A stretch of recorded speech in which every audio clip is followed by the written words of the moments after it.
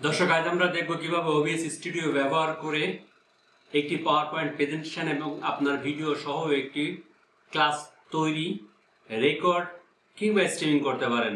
আশা করছি সঙ্গে থাকবেন ফিল্ম ইন্টেরিয়র পর।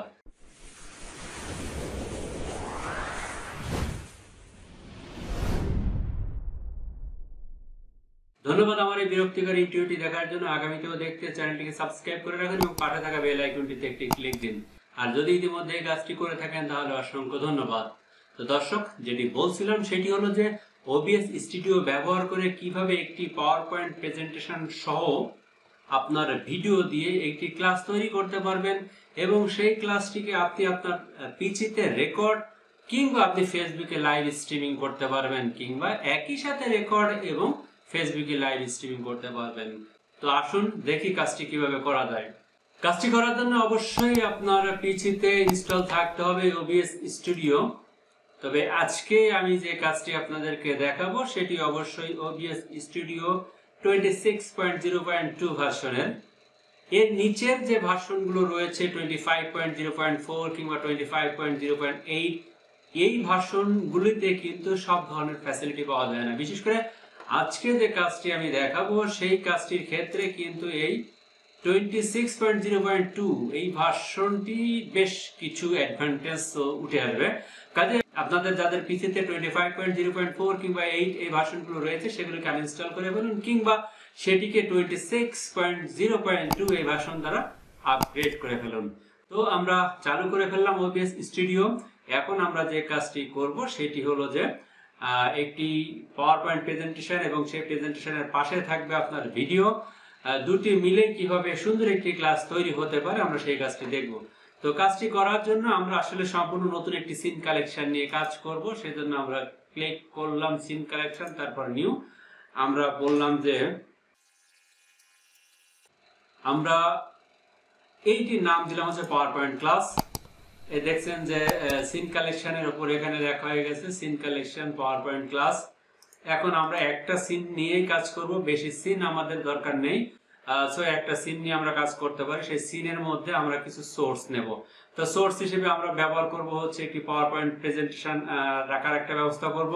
যদি মনে করি সেই পাওয়ার পয়েন্ট প্রেজেন্টেশনটাকে একটি কি বলে যে প্রজেক্টরের যে স্ক্রিন থাকে সেই স্ক্রিনের উপরে আমরা বসিয়ে দিতে পারি, বা আমরা স্ক্রিন না বসিয়ে দিলেও কোনো সমস্যা নেই, এবং পাশে থাকবে হচ্ছে আপনার ভিডিও। আপনি যে কথা বলবেন ক্লাসে, সেই ক্লাসের ভিডিওটি দেখা যাবে। তো সেটি কিভাবে হতে পারে, তো আর আমরা সব মিলিয়ে একটা কাজ করতে পারি, সেটি হলো যে পিছনে আমরা একটা সুন্দর ব্যাকগ্রাউন্ডও লাগিয়ে দিতে পারি।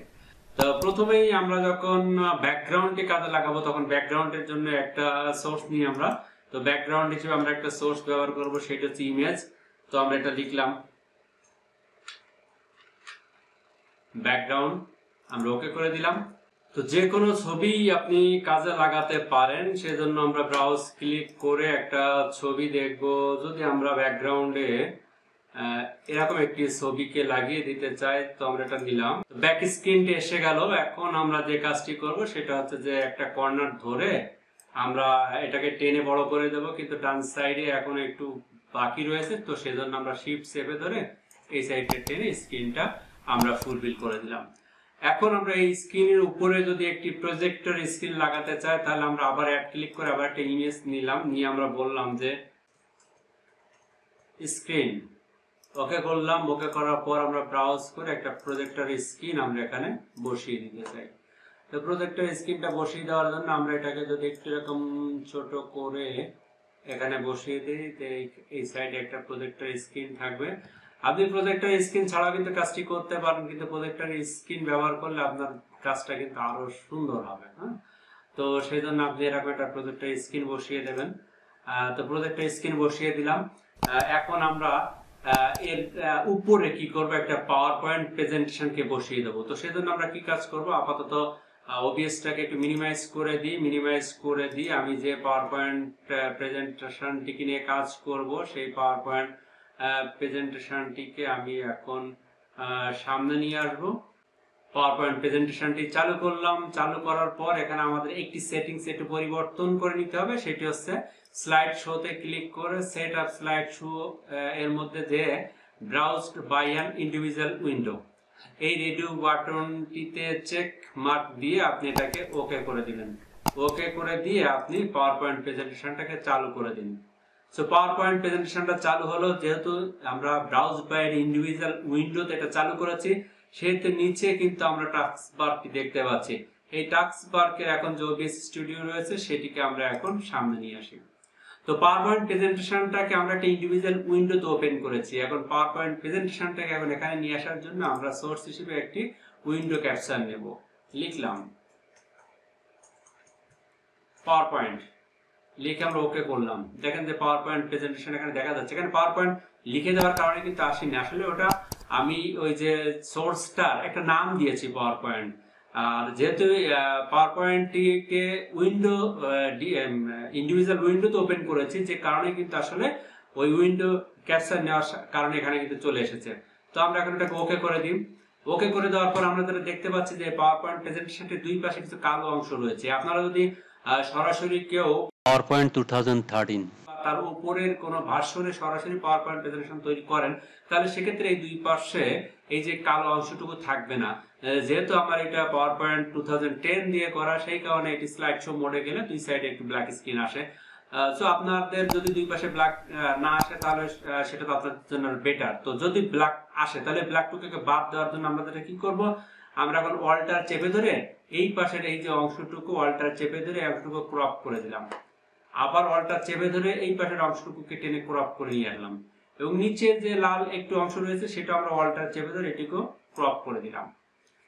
দেওয়ার পর আমরা এখন এই যে পাওয়ার পয়েন্ট প্রেজেন্টেশনটা আমরা ওই স্ক্রিন উপর বসাবো। কিন্তু সেক্ষেত্রে দেখেন আমরা কাজ করতে গেলে আমরা একটা চাচ্ছি কিন্তু আরেকটা সিলেক্ট হয়ে যাচ্ছে। সেক্ষেত্রে যেটি করবেন যে আমাদের যে ব্যাকগ্রাউন্ড, এটির কাজ শেষ। তো ব্যাকগ্রাউন্ডের ডান পাশে এই যে একটি তালা আঁকানো আছে, এটা ক্লিক করে তালাটাকে আটকে দিন, তাহলে ওটি আর আপনাকে কাজে ডিস্টার্ব করবে না। তারপর যেটি হচ্ছে স্ক্রিন, এটাকেও তালা আটকে দেন, তাহলে থাকলো কি শুধুমাত্র পাওয়ার পয়েন্ট।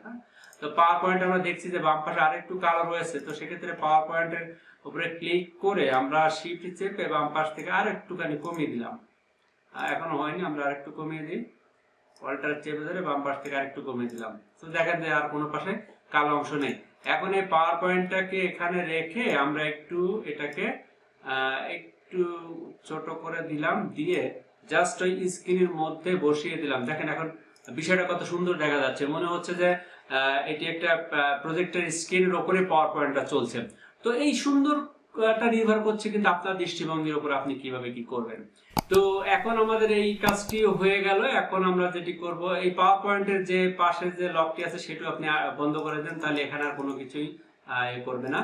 এখন আপনি হচ্ছে যে এই পাওয়ার পয়েন্টের পাশে আপনি যে ক্লাস নেবেন সেই ভিডিওটি এখানে পাশে দেখাতে চাই। তো সেই জন্য আমরা কি করব, আমরা নেব হচ্ছে একটা video capture device. So video capture device এটাকে আমরা ওকে করে দিলাম। এখানে ভিডিও ক্যাপচার ডিভাইস হিসেবে আপনার ল্যাপটপের যে ক্যামেরাটি সেটি কিন্তু চালু হয়ে গেল। সো ল্যাপটপের ক্যামেরাটির যদি রেজুলেশন আপনার ভালো থাকে তাহলে ছবিটি আরো সুন্দর আসবে, আর ভালো না থাকলে ছবিটি আমার মতন এরকম একটু গোলাটে আসতে পারে। তবে আপনাদের যদি ল্যাপটপ ভালো হয়, ক্যামেরা ভালো হয়, তাহলে সেটা আরো ভালো আসবে। আর যদি মনে করেন যে এর থেকেও ভালো করে ছবি আনতে চান, তাহলে আপনি আপনার মোবাইল ফোনটাকে ওয়েবক্যাম হিসেবে ব্যবহার করে ল্যাপটপের সাথে যুক্ত করে দিয়ে আরো ভালো ছবি পেয়ে যেতে পারেন। কিভাবে মোবাইল ফোনটাকে ওয়েবক্যাম হিসেবে ব্যবহার করে আপনার ল্যাপটপে যুক্ত করবেন এ সংক্রান্ত আমার ভিডিও টিউটোরিয়াল রয়েছে আমার চ্যানেলে, সেটিও আপনারা দেখে নিতে পারেন। এখন আমরা যদি এটাকে ওকে করে দিলাম, ওকে করে দেওয়ার পর এখানে এই যে ভিডিওটিকে আমরা যদি একটু ছোট করে এখানে দিই, তাহলে ছোট করে দিতে পারি। সেরকম রেখে আপনি এখন নিচে এখানে রেখে দিলেন, দেখানো হচ্ছে আপনার ছবি এবং এখানে থাকতে হচ্ছে পাওয়ার পয়েন্ট প্রেজেন্টেশন। ওকে, এখন হচ্ছে যে আপনি যে ক্লাস নেবেন, আপনি কথা বলবেন, সো আপনার অডিওটা তো যাওয়া লাগবে। সেই অডিওটা যাওয়ার জন্য এখন আপনাকে যে কাজটি করতে হবে, ডান পাশে যে সেটিংস রয়েছে সেটিংসে ক্লিক করে আপনি যেটি করবেন, অডিওর মধ্যে যে এখানে মাইক আর অক্সিলারি অডিও, এখানে আপনার মাইক্রোফোন আর Realtek high definition audio, এটাকে আপনি সিলেক্ট করে দিয়ে আপনি এখন অ্যাপ্লাই করে ওকে করে দিন। দেওয়ার পরে দেখেন অডিও মিক্সারের মধ্যে এখন অডিও স্ট্যাটাসটি দেখা যাচ্ছে, এবং আমি কথা যখন বলছি তখন এখানে যে অডিও স্ট্যাটাস ওটা নামা করছে, অর্থাৎ আমার যে ভয়েস সেটি কিন্তু এখন মাইক্রোফোন দিয়ে যাচ্ছে। তো আপনি মাইক্রোফোন হিসেবে এরকম হেডফোন ব্যবহার করতে পারেন, কিংবা যে কলার মাইক্রোফোনগুলো থাকে যে কোনোটা আপনি ব্যবহার করতে পারেন, যেটি সুবিধা। আর এছাড়া আপনার ল্যাপটপের বিল্ট ইন যে মাইক্রোফোনটি রয়েছে সেটি যদি ভালো থাকে তাহলে সেটা থেকে আপনি কাজ করতে পারেন। তো আমাদের মোটামুটি এই পর্যন্ত সেটিংস হয়ে গেল। আমরা এই সেটিংস হয়ে গেলে এখন এই জিনিসটাকে আমরা কাজে যাওয়ার আগে আরেকটু কিছু করে নেব, সেটি হলো যে এই যে মাঝখানে যে ট্রানজিশনটি দেখছেন, ট্রানজিশনটি ক্লিক করব, ক্লিক করলে বাম পাশে প্রিভিউতে যেগুলো ছিল সেগুলো আসলে ডান পাশের ট্রানজিশনে চলে গেল। এখন আমরা কাজে যাওয়ার আগে যে কাজটি করে নেব সেটি হচ্ছে ডান পাশের এই যে প্রোগ্রামে অংশের এই ফাঁকা জায়গাতে রাইট বাটন ক্লিক করে আমরা ক্লিক করব হচ্ছে উইন্ডো প্রজেক্টর প্রোগ্রাম, এটিতে ক্লিক করলে দেখেন যে ডান পাশের যে অংশটি সেইগুলো নতুন একটি উইন্ডোতে এটি চালু হয়েছে। এটা আপনি ছোট বড় যাই করেন আপনার কোনো অসুবিধা নেই। এই জিনিসটা রাখার কারণটা আমি একটু পরে ব্যাখ্যা করছি। সো এই যে উইন্ডোটি আসার পরে এই উইন্ডোর এই ছোট উইন্ডোর উপরে আপনি আবার রাইট বাটন ক্লিক করবেন, ক্লিক করে দেখেন যে অলওয়েজ অন টপ। এই অলওয়েজ অন টপ এই যে রাইট বাটন ক্লিক করলে ছোট উইন্ডোর উপর রাইট বাটন ক্লিক করে এই যে অপশনটি পেয়েছেন, এই অপশনটি কিন্তু আপনি 26 ভার্সনের নিচে কোনো ভার্সনে কিন্তু পাবেন না। দ্যাট ইজ OBS 26 ভার্সনের নিচে আসলে কিন্তু এই অপশনটি পাবেন না। সেই জন্য আপনাকে অবশ্যই OBS-টাকে 26 ভার্সনের উপরে আপগ্রেড করে নিতে হবে। দ্যাট ইজ 26.0.2 থেকে উপরের দিকে আপনি যান। তবে এই মুহূর্তে লেটেস্ট যেটা রয়েছে সেটি হচ্ছে 26.0.2। আপনি এইটাকে সেটআপ দিয়ে নিলে কিন্তু আপনি এই ছোট উইন্ডোর উপরে রাইট বাটন ক্লিক করে অলওয়েজ অন টপ এটি পাবেন। এই অলওয়েজ অন টপ এটিকে ক্লিক করে দিলাম। এটা ক্লিক করে দেওয়ার কি সুবিধা সেটি আমরা বলি। এটি ক্লিক করে দেওয়ার পর এখন আমরা এই যে মেন OBS-টি রয়েছে মেন OBS-টিকে মিনিমাইজ করে দিলাম। দেওয়ার পরে দেখেন নিচে যে পাওয়ার পয়েন্ট প্রেজেন্টেশনটি চলছিল এবং এই পাওয়ার পয়েন্ট প্রেজেন্টেশনের উপরে কিন্তু এই ছোট যে উইন্ডো সেটি কিন্তু দেখা যাচ্ছে। এটির সুবিধা হচ্ছে যে আপনি যখন ক্লাস নেবেন বা রেকর্ড করবেন বা লাইভ করবেন তখন এই ছোট উইন্ডোটি আপনার সামনে থাকলে আপনি বুঝতে পারবেন আসলে রেকর্ডিংটা ঠিক কেমন হচ্ছে, কিংবা যদি লাইভ করেন তাহলে লাইভটা ঠিক কেমন আগে গিয়ে যাচ্ছে। আপনি কখনো ক্যামেরা ফ্রেম থেকে যদি বের হয়ে যান তাহলে সেটা আপনি এখানে থেকে বুঝতে পারবেন যে আপনি ক্যামেরা ফ্রেম থেকে বের হয়ে যাচ্ছেন না ক্যামেরার মধ্যে রয়েছেন। সো এই কাজগুলো কিন্তু আপনার জন্য সহজ হবে এখান থেকে দেখে নিয়ে কাজটি করার জন্য। তো এখন আমরা এটা যদি রেকর্ডিং করতে চাই তাহলে কি করব? তো সেই কারণে আমরা এই যে OBS-টাকে সামনে নিয়ে আসি, নিচে কন্ট্রোলস এর মধ্যে অপশনস দেখেন একটা হচ্ছে start recording. Start recording click করলে আপনার ক্লাসটি রেকর্ডিং হবে। এই স্টার্ট রেকর্ডিংটি ক্লিক করেন, ক্লিক করার পর আপনি OBS-টাকে মিনিমাইজ করে দেন। মিনিমাইজ করে দিয়ে আপনি এখন পাওয়ার পয়েন্টটি চালান এবং আপনি কথা বলেন, পাওয়ার পয়েন্টটি চালান। সুপ্রিয় শিক্ষার্থীবৃন্দ, তোমরা যে যেখানে বসে আমার এই ক্লাস দেখছো সবাইকে আজকের এই ক্লাসে স্বাগত জানাচ্ছি। আমি মোহাম্মদ মঞ্জুর এলাহি, প্রভাষক ICT নবীন কলেজ এবং মাস্টার ট্রেনার সৃজনশীল প্রশ্নপত্র প্রণয়ন, পরিশোধন ও উত্তরপত্র মূল্যায়ন। সুপ্রিয় শিক্ষার্থীবৃন্দ, আজ আমি তোমাদের সামনে আলোচনা করব হচ্ছে কৃত্রিম বুদ্ধিমত্তা নিয়ে। তো এভাবেই পরবর্তী ক্লাসগুলো স্লাইডগুলো আপনি একের পর এক আনেন আর আপনি ক্লাসগুলো নিন, এই ক্লাসগুলো রেকর্ড করুন। সেই রেকর্ডটি কিন্তু হতে থাকবে এবং এই দেখেন উপরে যে উইন্ডোটি রয়েছে উপরের উইন্ডোতে কিন্তু আপনি দেখতে পাচ্ছেন যে আপনি ক্লাসগুলো কেমন যাচ্ছে বা আউটপুটটি কেমন হচ্ছে। এখন যদি আমরা এই রেকর্ডিংটা বন্ধ করে একটু দেখে নিই যে পর্যন্ত কাজ করেছি। তো রেকর্ডিং বন্ধ করার জন্য OBS-টাকে আবার সামনে নিয়ে আসি, আনার পরে যে স্টপ রেকর্ডিং এটি ক্লিক করলাম। স্টপ রেকর্ডিং ক্লিক করলেই আপনার এই রেকর্ডিংটা স্টপ হয়ে গেল।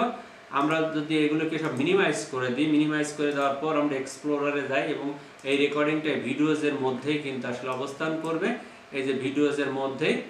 সো ভিডিওজের মধ্যে যদি আমরা এখন এটাকে চালাই তাহলে আমরা যেটা দেখতে পাবো।